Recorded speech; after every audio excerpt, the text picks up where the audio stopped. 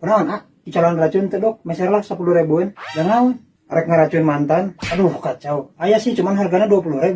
Meser 10.000-an bisa tuh? Bisa, cuman jadinya mau apa ya tuh? Paling seueur. Aduh, mending belikin cengek atau gitu mah. Cengek oge ayeuna 1.000-an hiji. Paling menang 10 siki.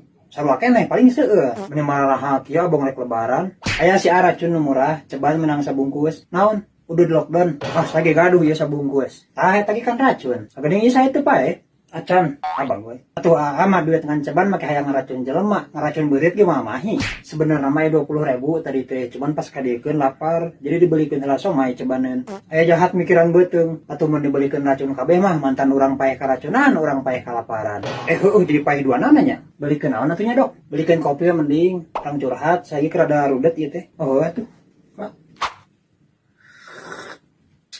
Namana atuh? Hoream. Lupakanlah soal dendammu itu.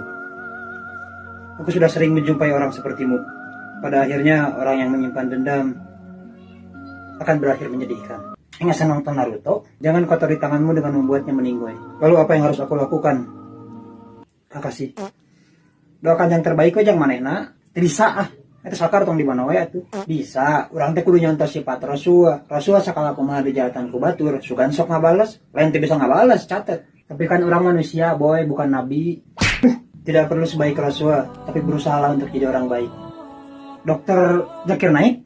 Lain lah. Ngeri ieu nu balik masantren, sok cobaan. Ya Allah, aku ikhlas dengan segala yang dia lakukan kepadaku. Tah gitu, dan aku mohon berikan dia tempat terbaik di sisimu ya Allah. Masukkan dia ke dalam surgamu. Tapi ayeuna keneh ya Allah, ayeuna pisan.